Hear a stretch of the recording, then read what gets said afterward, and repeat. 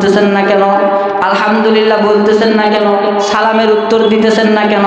একবার সুবহানাল্লাহ যে ব্যক্তি দিনে মাহফিলের ভিতরে বসিয়া বলবে, আমার আল্লাহ তার আমলনামার ভিতরে 10টা নেকি লিখিয়া দিবে। জোরে বলেন সুবহানাল্লাহ।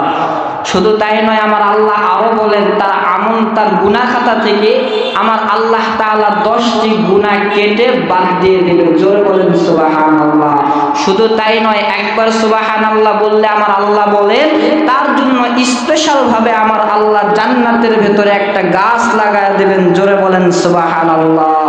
এইবার বলেন তো বাজান, দিনী মাহফিলের ভেতরে সুবহানাল্লাহর বলার দাম আছে না নাই?